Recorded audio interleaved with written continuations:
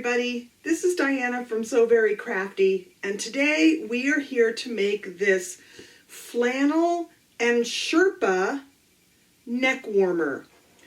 This is a super simple beginner sewing project that anyone with a sewing machine that has a buttonholer can make. Although you can learn to make buttonholes by hand, this really requires a buttonholer foot for your machine. And I'm going to show you today how to use the buttonhole foot on my machine. And I have a Janome Memory Craft 9450, and it has a buttonhole foot that is so simple to use. It's ridiculous. So hopefully on your machine you have a buttonhole foot that is really easy to use as well. But I'm going to show you how to use mine, and hopefully yours is similar, or you have the same type of foot as I do on a Janome. So this project, like I said, has 3 buttons. But there is an alternative way to make this project that I found on the internet, and that is using cam snaps. The Cam Snap company has some button-shaped cam snaps that will work terrifically on this project. I don't have any. I did order some because I thought they were really cute. But instead of the buttonholes and the buttons, you can just use cam snaps shaped like buttons for this project, and it'll work terrific. As you can see, this is just a straight piece of fabric with some buttons and some buttonholes, and I'm going to show you how to make it in minutes using our buttonhole foot. So I hope you enjoy this project today, and if you do, give me a thumbs up, subscribe to my channel, ding that bell for notifications, and share this video with anybody that you think might want a Sherpa and flannel neck warmer for themselves, because this one is really a simple project. And if you want more sewing and crafting projects, head over to the website at www.soverycrafty.com, and you will be able to find this project and many, many more that you don't see here on the YouTube channel. So let's get started on how to make this project. First of all, you are going to need a piece of flannel. And I chose this blue and pink flannel because I liked it. And it's just a piece of flannel fabric that you can get anywhere. And I measured it 8 inches wide by 30 inches in length. Then I got some Sherpa. And you can get this also at your local fabric store, or you can get it online. It's just a nice, snuggly little fabric, nice and warm. It's a little thick, and I did have some difficulties with my buttonholes on the prototype of this project, but we're going to give it a go here on the video and hope that it works out. And you're going to need 3 buttons. And I would recommend either 3/4 inch buttons or 1 inch buttons. I wouldn't go any smaller or larger than that. And also I would recommend that we use buttons that either have 2 holes or 4 holes. The shank buttons will be very difficult to do on this project, particularly when you're trying to use your buttonholer. So in order to get started on this project, we're going to set aside our buttons for now, and we are going to place our 2 fabrics right sides together. And as we do oftentimes in sewing and here on So Very Crafty, we are simply going to stitch all the way around this rectangle of fabric using a 1/2 inch seam allowance. And on one of the sides, it doesn't matter which, you are going to leave an opening so that you can turn this right sides out. Now I'm not going to show this on the video, but I'm just going to run and I'm going to stitch all the way around this using a 1/2 inch seam allowance, lifting my presser foot up here at the corners so that I can get some nice crisp corners. And I will be right back and we can move on to our next step. Okay, now I have stitched these pieces right sides together. Now I'm going to take my scissors and I'm just going to trim off the corners without cutting through the stitching so that I can have some nice crisp corners here.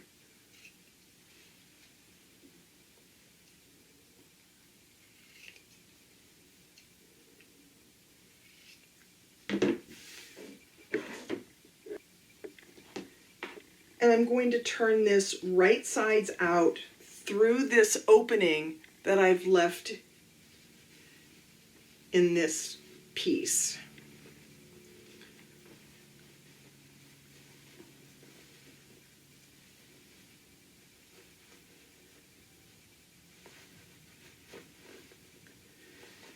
And it's just that simple to turn this right sides out.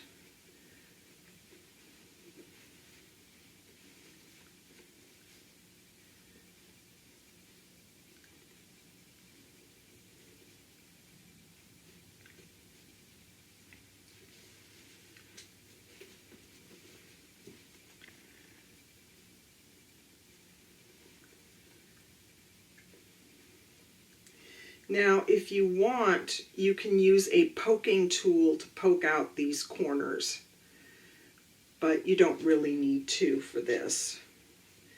And now we need to close up our opening, and the way we're going to do that is we are going to use ladder stitch. And that is a hand stitch that's just going to close this up without us seeing that there are stitches there.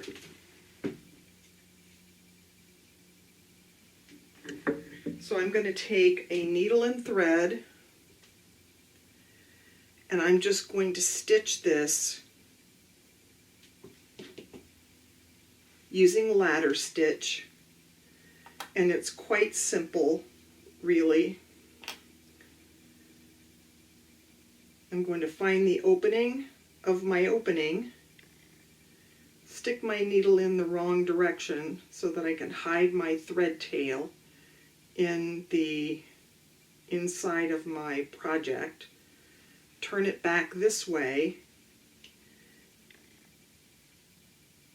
and then I'm just going to place my needle inside the fold,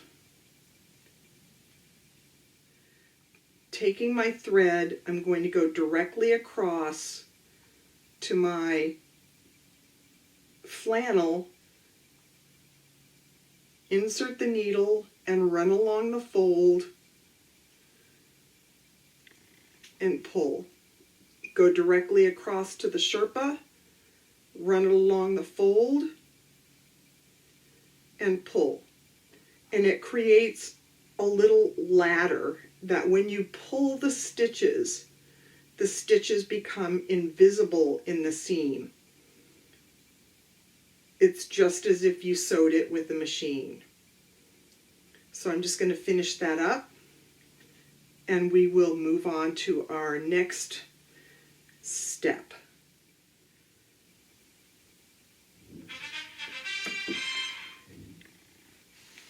That's our ladder stitch completed.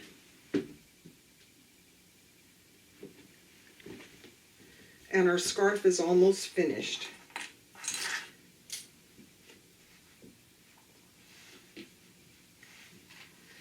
Now it's time to mark for our buttonholes and for our buttons. Now, our buttonholes are going to go on the short end of our project. We are going to take a ruler and we are going to measure up 1 inch from the bottom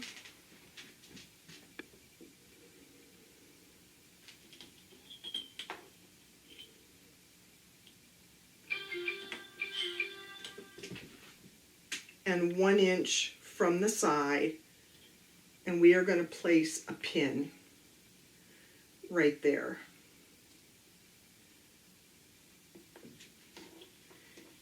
Then we are going to move over 1.5 inches and place another pin.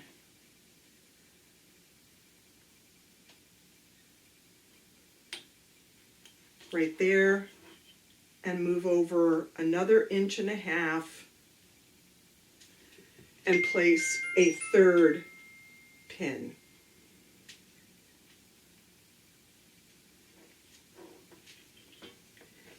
And these are the locations of our buttonholes. On the far end, on the opposite side, we are going to place our buttons. We are going to measure down 3 inches on this side and place a pin. Now you can mark this with tailor's chalk or something else, but I didn't have anything that would really show up on this, so I'm using pins. And then from there, measure your 1.5 inches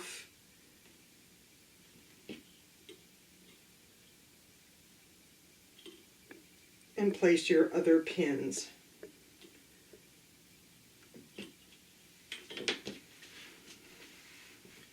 So you have all of your markings for your pins, or for your buttons and your buttonholes. Now I am going to use a marker, an erasable marker that I will be able to see, but you probably won't be able to see on camera. So when you are doing your project, use an erasable pen or a marker of some sort and mark where you want your buttonholes to go. So I'm going to measure actually up about 1.5 inches, and I'm going to make a mark right there. And I'm going to do that on all 3 locations for my buttonholes.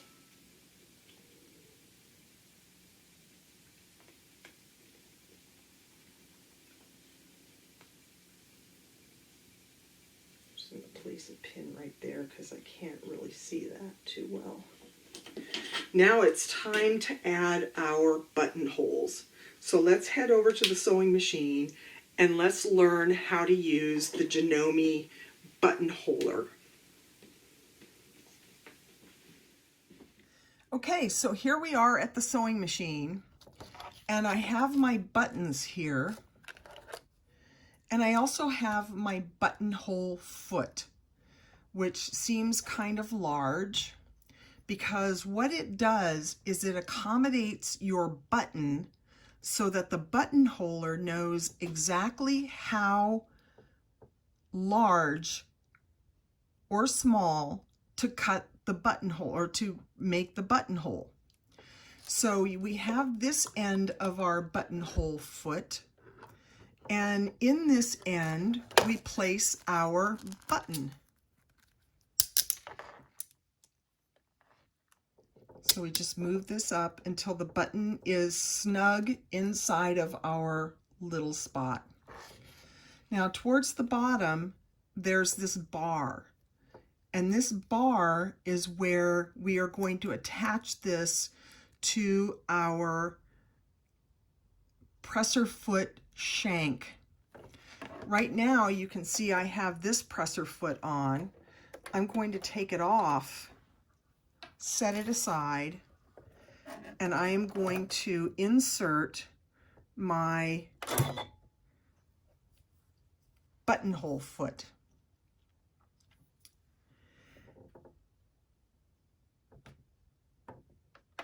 I'm going to lift it up, and I am going to place my fabrics underneath this buttonhole on the mark that I made. Now keep in mind that there's a front part of this hole where the needle is and a back part.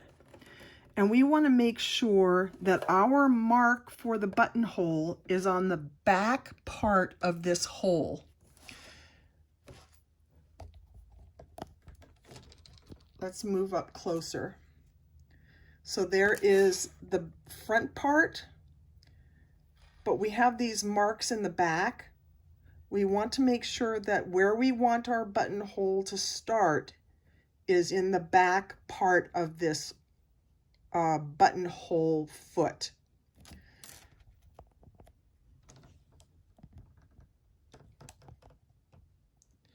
Now, once we have that, there is a buttonhole shank that comes down on our buttonholer. The next thing that we need to do, and I'm going to take the thing, my video off, is we need to come over to our board here that's on the side of our machine, and we need to find our buttonholes. And there they are. And we need to pick a shape. I'm just going to choose this shape, this square shape, but we could choose any one of the shapes that are on this screen here that we like. So I'm just going to pick number 1, and that is going to be the shape of our buttonhole for this project. So I wasn't happy with how the video came out of my buttonholes on my scarf. So I'm just going to show you on this how to do the buttonhole on this yellow piece of fabric so that we can show you exactly how this works.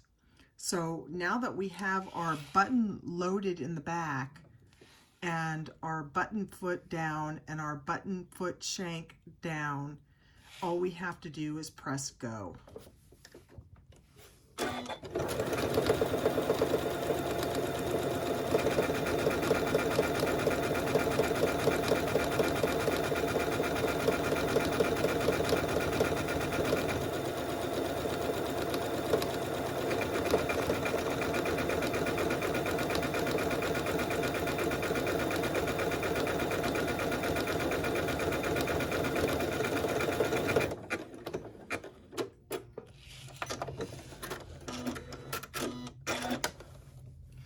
And that's it, a perfect buttonhole using the Janome buttonhole foot.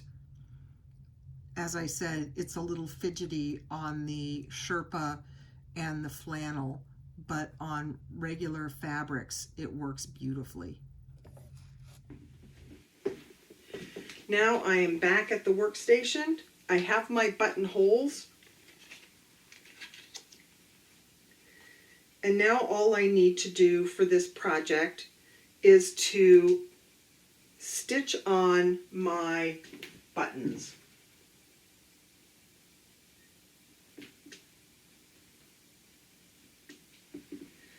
I'm not going to do that for the video. There's no reason to, because all of you know how to stitch on a button, but we're going to place these buttons right along here. And once that's done, we are going to take a seam ripper and a pin. We are going to pin down on our end of our buttonhole, and we are going to open up these buttonholes so that our buttons will fit inside. And the purpose of the pin is to stop our seam ripper from going all the way through the end of our buttonhole, unless of course you're far more careful than I am. And now you have a buttonhole. Do that for all 3 of your buttonholes, and you have completed this project. And it comes out just like this. And you just button it up.